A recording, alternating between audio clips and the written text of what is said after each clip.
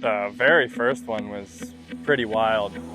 Never been here. Sebring's an amazing track, really bumpy. The car is not like anything else I've ever driven before, so the Radical definitely prepared me pretty well for it, but this thing is a whole new beast. What the fuck? Blew my doors open. Oh yeah, dude. We have lights this time. Much better. How cool is that to be able to run down? I know! Oh, come on! Light is gone. Stay in. Yes. And then when it does kick in, I just watch my like plus minus. This Lamar winning car is in my way. I'm excited.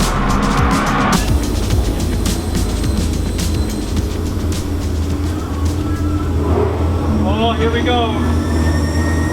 Sebring again.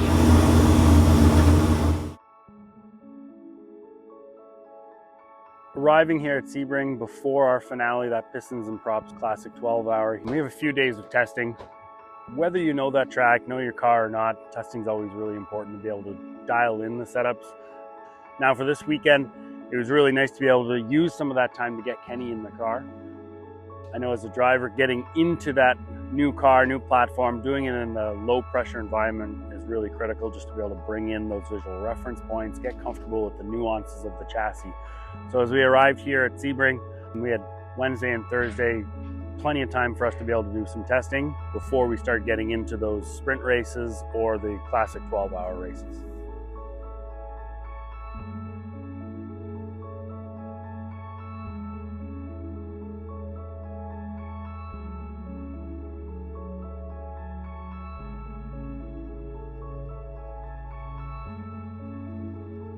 I tried to come in here without any expectations, just to, you know, have fun getting to drive a really cool race car, a really cool team at a really cool track, and I managed to get pretty comfortable right away and completely exceeded my expectations.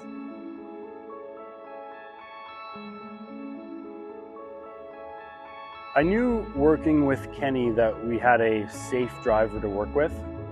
Part of that benefit of knowing him for the last couple of decades in racing. He's gone through his own experiences in race cars and on bikes. Obviously very respectful of our equipment and everything. So his first drive in the car was really about trying to bring in that information, talk about how it applied to the Radical and some of the experiences he had there. Honestly, he came out of the gate running. He was great, kept healthy margin there. We were able to go back and forth with some data and video that we've each been working on throughout our own sessions. So Kenny really came up to speed quite nicely, quite smooth. I'm really impressed that we're able to run similar lap times here throughout the entire weekend, and now know that we've got a driver that we can really work with and adapt to slight changes in the track or in the car, and know that he's able to put that down properly.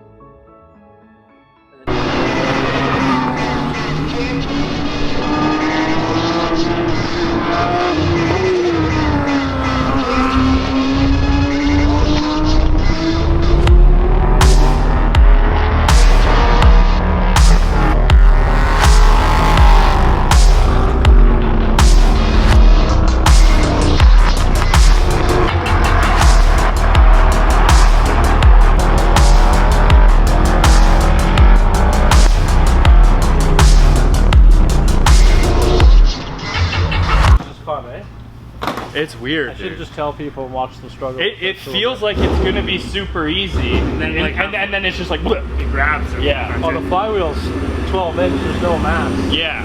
So I'm also trying not to ride it too much. Yeah, you're doing fine. Dude, just fine. Dude, first thoughts? Good. Sick. So rigid. The whole thing is so rigid. Like it almost around the bumps, kind of like wheel hops like a shifter car. Yeah. It skips across a lot of that time. Yeah. It's always kind of nervous with the bumps and how much steering input you have. No, I totally get that. Comfortable in the car? Yeah. really comfortable. I'm just sitting on the right side, trying to figure out my left wheel placement. So I was like going down the straightaway, trying to look in the mirror, seeing how close I could get over. I touched the curb in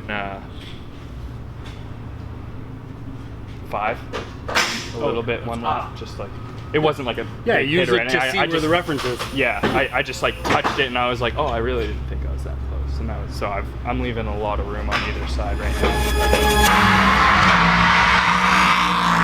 Night driving here is pretty cool. It's a surreal experience. It's very dark. Personally, this is where those visual reference points really matter. We start to adjust our visual reference points a little bit just because of the way the light casts across curbs and objects on track. So you may not see the exact same references that you had, but thinking about ones that are near it and building that consistency, really, really important.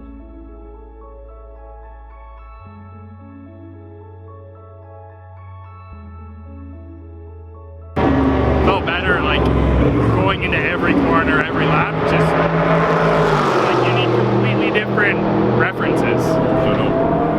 Like everything that I was looking at before is completely gone. And then you find yourself like, I find myself not releasing the brakes early enough because I'm not 100% sure if where I'm at. So I'm just holding the brakes a little bit longer, and by the time I release, I'm like, brr. It's all good. It's fun. It's a good experience. Yeah. Bill, compared to this afternoon. More balanced, less overall grip. Less overall grip everywhere? More particularly the rear? No, less overall grip, off throttle, off brake. Low speed? Mid speed? Like turn 2, 3, 4. Okay. When you're kind of, I guess you are kind of on the throttle, like maintenance throttle, but not accelerating. Just through that stuff, it's not like you're losing the rear or the front, but it's just kind of like it's not holding the line. Okay. Okay, that's good. Thank you.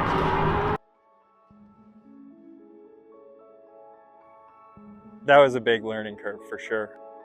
I've done some night stuff on motorcycles, but in a motorcycle, you're sitting up so much higher that it's kind of easier to see your reference points. In the car, there's a lot more blind spots, and with the headlights just pointed forwards, it was kind of hard to get your reference, but it was a lot of fun.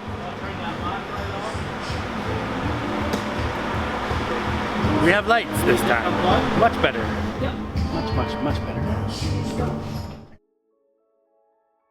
Now, we've done a lot of endurance racing in a lot of different tracks, and I've heard that Sebring gets quite dark, but they weren't lying. It is very dark. Case in point, the first time we were here in March, we had an issue with the front end of the car, pulled some of the wiring for our front lights. So that prototype challenge race that we had in March, by the time I got in the car for the dark stints, I think we only had our running lights. So prepping that car throughout the season and knowing we were coming back to this track in this type of environment for some late night races, it was really important for us to update the lighting package.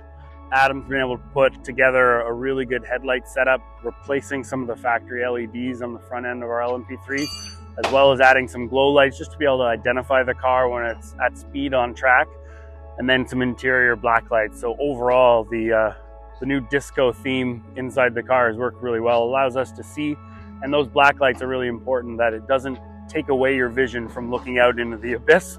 It's not throwing off your night vision. It's just adding a nice gentle glow on all the instruments so we know exactly where the switches are and where everything's located in the car while you're driving.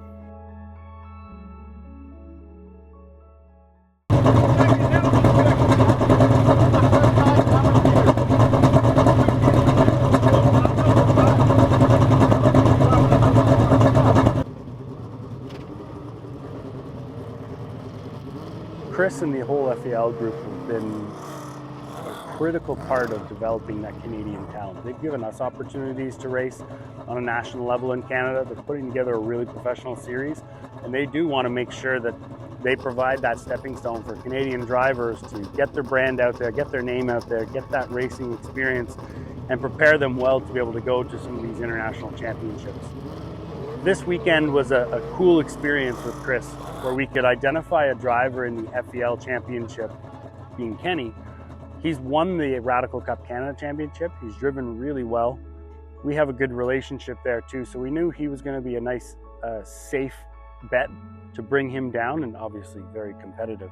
We've really enjoyed ourselves with Kenny. Again, it's kind of a dream for us to identify drivers that have been working in the Canadian markets and doing other racing. Obviously, Kenny's very well accomplished himself in motorcycles, but to see what he's been able to do in the Radical and now transfer that knowledge and that skill into an LMP3 car is incredible for us to be able to bring in a safe driver. And we wouldn't have been able to do it without the support of Chris By and the entire FDL group. Yeah, I mean, I was so dialed in, so focused, but I just remember one moment when I was taking a bit of a breather down the back straight. You know, the sun's going down. I'm chasing an Audi Le Mans prototype car, multi-class coming up on GT3s, and I was just thinking, wow, this is such an amazing experience.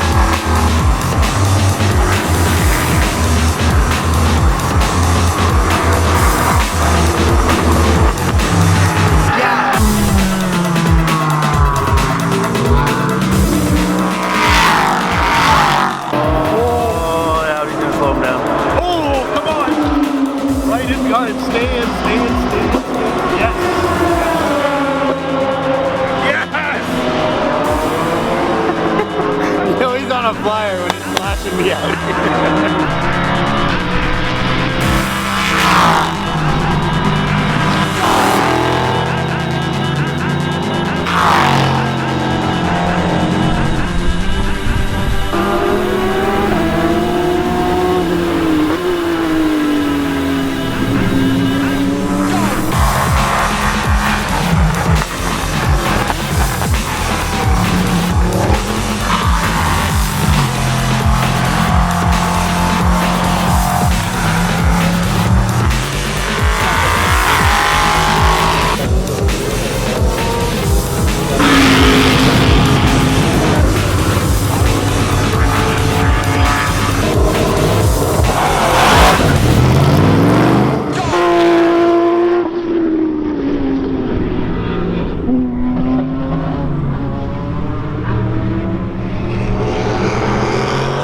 We wrap up this 2024 season, we start looking towards 2025. Next year, we're going to have Liang jumping into the HSR Championship with his 315, a sister car to the Shopify car. So we're looking forward to bringing him to HSR, to all of these paddocks, and to really enjoy some of these amazing American tracks, racing against these incredible fields. Now, in terms of this 315 car, we're either going to have it available for a rental driver if someone wants to come down and join and learn an LMP3, or maybe available for sale if someone wants to purchase it, in which case the team will focus on our new 325 Ligier that arrives in April, and we'll start learning and developing that chassis, preparing it for a little bit pointier racing with the LMP3 platforms and a more updated, homologated chassis.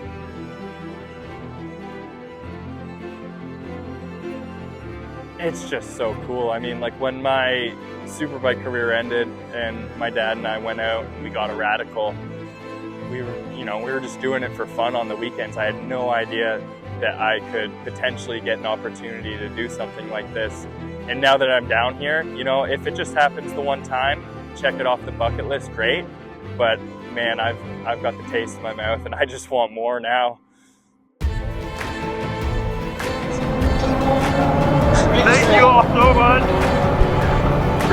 What a while.